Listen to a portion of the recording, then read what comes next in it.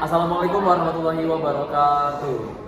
Halo semuanya, kali ini kita akan mempresentasikan tentang modul 17 yaitu Build a Small Network, di mana ada anggota kelompok saya Hafiz Rahmat Kurniawan, Saya Yandrina Rizky. Saya Raffi Maulana Abdullah. Saya Mbak Hakim, saya tadi saya Samira Fadila. Oke, untuk materi utama yaitu di bagian Device in a Small Network akan dijelaskan oleh Raffi. Kepada Raffi dipersilakan.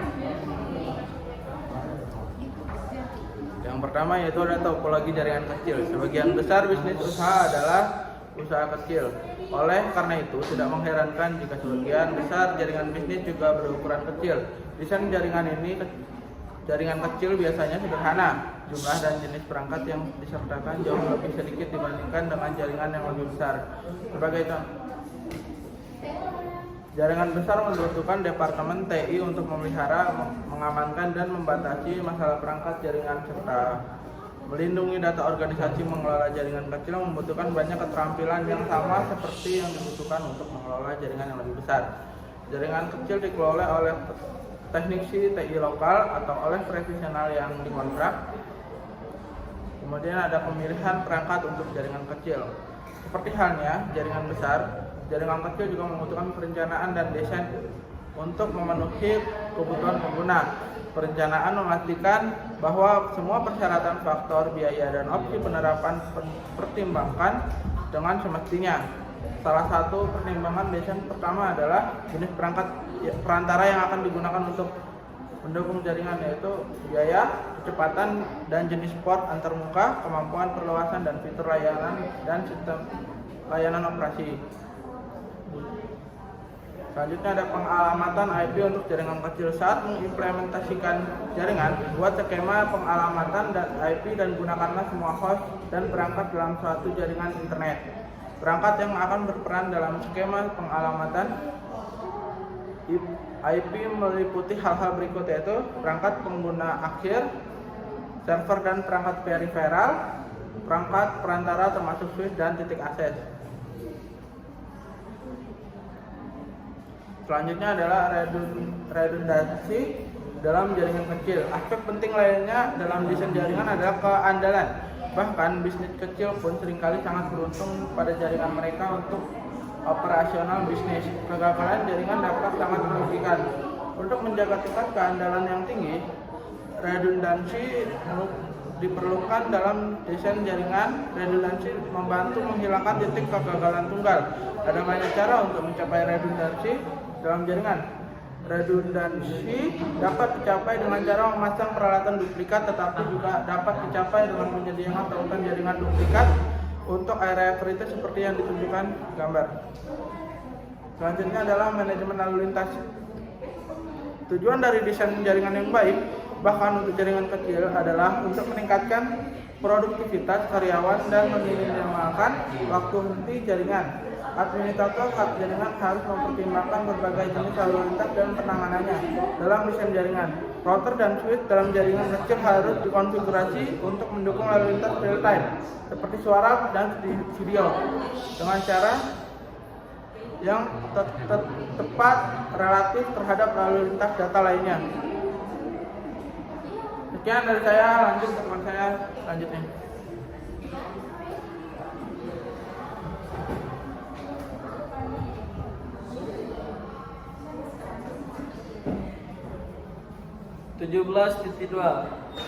Smart Network Application and Protocol. 17.2.1 Com aplikasi membahas aplikasi jaringan yang umum digunakan seperti web, email, chat, dan berbagai file. 17.2.2 Com Protocol menjelaskan protokol yang mendukung komunikasi jaringan seperti HTTP atau HTTPS, FTP, DNS, SMTP, dan IMF. 17.2.3 Voice and Video Application membahas layanan suara dan video. Memulai jaringan yang memerlukan koneksi stabil agar koneksi komunikasi tetap baik. Peer-to-peer encrypting 17.2.4 Carry and the thing berisi soal latihan yang untuk menguji pemahaman tentang aplikasi dan protokol jaringan kecil. Selanjutnya materi akan disampaikan teman saya.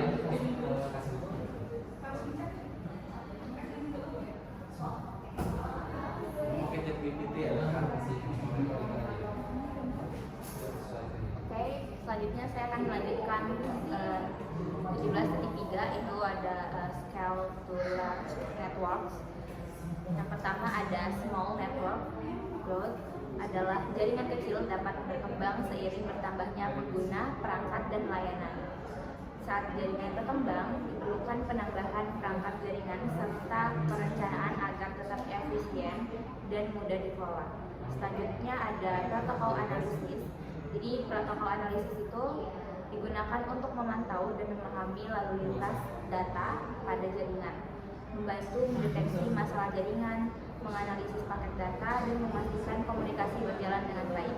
Selanjutnya ada MPLO, Network Utilization. Administrator jaringan perlu mengetahui bagaimana karyawan menggunakan jaringan. Nah, informasi ini membantu mengelola bandwidth, meningkatkan performa jaringan, dan merencanakan pengembangan jaringan di masa depan. Nah, jadi scale to large network ini adalah untuk menguji pemahaman tentang pengembangan jaringan, analisis protokol, dan pemanfaatan jaringan oleh pengguna. Selanjutnya akan dilanjutkan oleh rekan saya.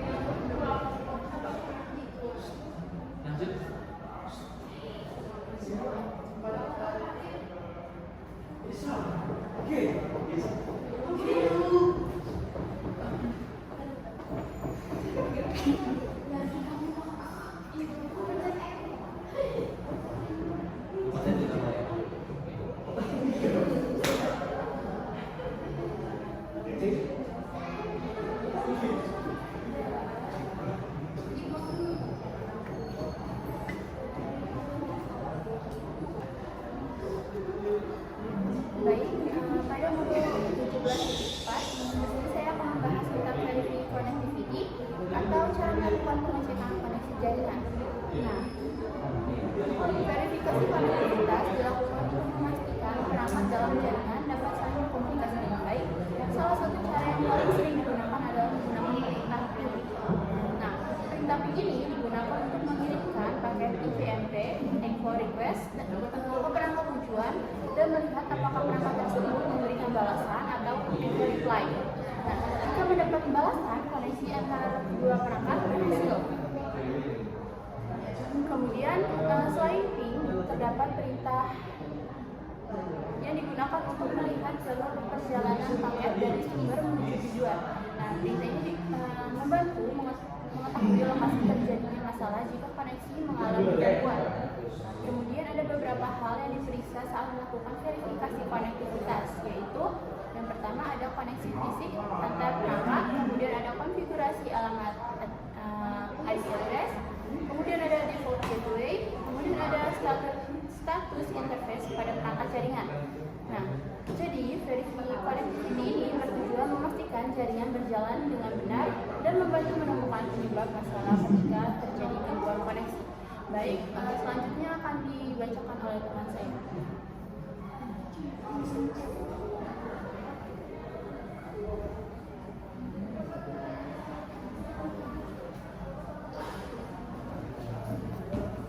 Selanjutnya adalah 17.5.1 yaitu konfigurasi IP pada host Windows.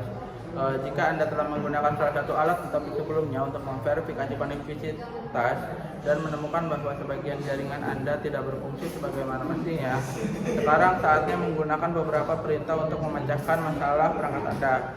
Perintah host dan IOS dapat membantu Anda menentukan apakah masalahnya terletak pada pengalamatan IP perangkat Anda yang merupakan masalah jaringan umum. Memeriksa pengalamatan IP pada perangkat host adalah praktik umum dalam jaringan untuk memverifikasi dan memecahkan masalah konektivitas dari ujung ke ujung. Di Windows 10, Anda dapat mengakses detail alamat IP dari pusat jaringan dan berbagi seperti yang ditunjukkan pada gambar. Selanjutnya ada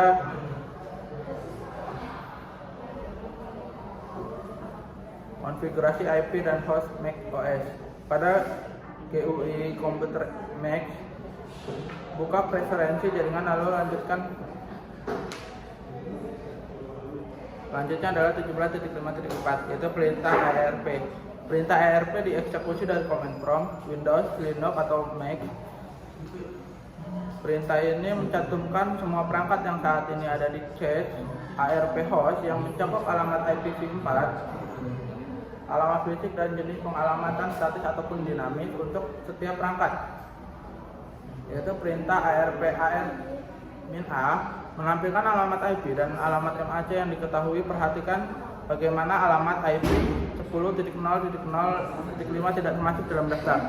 Ini karena cache ARP hanya menampilkan informasi dari perangkat yang baru saja diakses. Untuk memastikan cache ARP terisi, ping perangkat agar perangkat tersebut memiliki entry dalam tabel ARP. Misalnya PCA melakukan ping ke 10.5.0.0.5, maka cache ARP akan berisi entry untuk alamat IP tersebut. Selanjutnya adalah perintah umum untuk menampilkan ditinjau kembali. Sama seperti perintah dan utilitas yang digunakan untuk memverifikasi konfigurasi host, perintah juga dapat digunakan untuk memverifikasi antarmuka perangkat perantara. Cisco iOS menyediakan perintah untuk memverifikasi pengoperasian antarmuka router dan switch. Perintah dari Cisco iOS show menampilkan informasi relevan tentang konfigurasi dan pengoperasian perangkat. Teknisi jaringan menggunakan perintah show secara ekstensif untuk melihat konfigurasi, memeriksa status antarmuka dan proses perangkat, serta memverifikasi status operasional perangkat. Status hampir setiap proses atau fungsi router dapat ditampilkan menggunakan perintah show.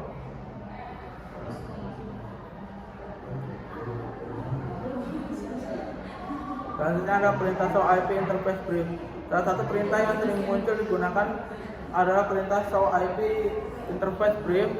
Perintah ini memberikan output yang lebih ringkas daripada perintah show IP interface. Perintah ini memberikan ringkasan informasi penting untuk semua antarmuka jaringan pada sebuah router. Sekian dari saya. Materi selanjutnya akan dijelaskan oleh teman saya.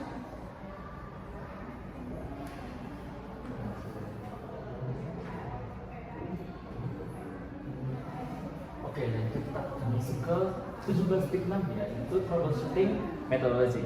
Yang dimana proses troubleshooting ini atau pemecahan masalah yang efektif memerlukan pendekatan yang terstruktur. Kalau metodologi yang jelas, seorang teknisi jaringan dapat membuang banyak waktu berharga dengan menebak-nebak sumber masalah tanpa dasar yang kuat.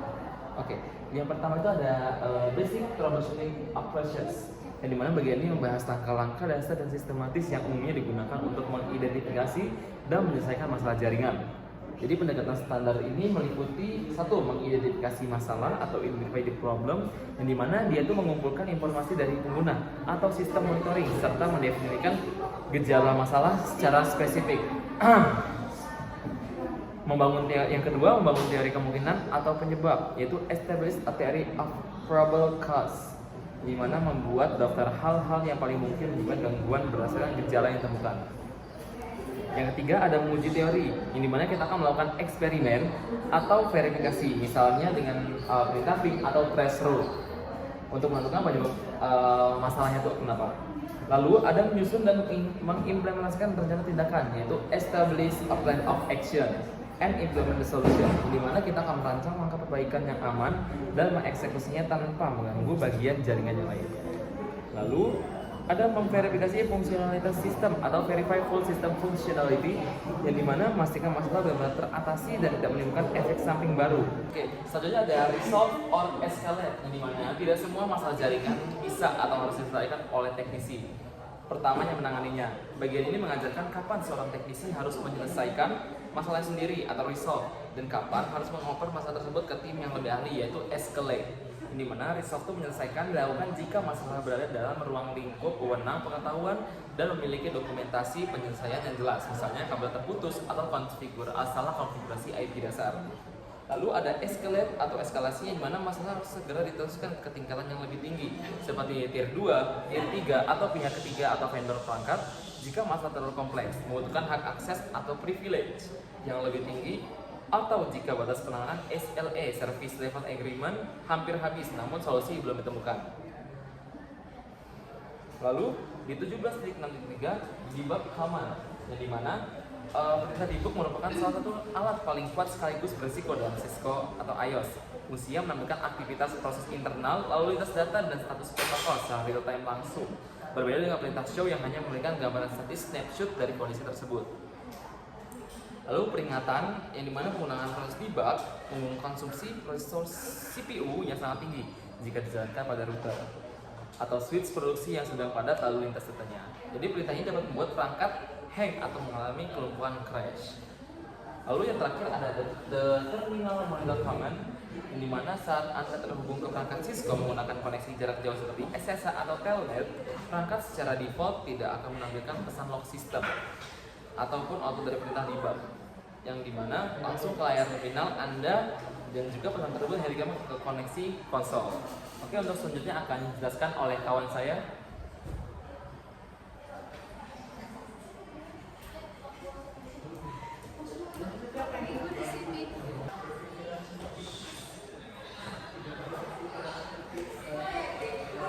Jadi di sini kami menjelaskan tentang 17.7 yaitu troubleshooting scenarios, yaitu ada different operation and mismatch issues, yaitu duplex mengatur cara perangkat mengirim atau menerima data, dan juga penyebabkan koneksi lambat dan paket loss.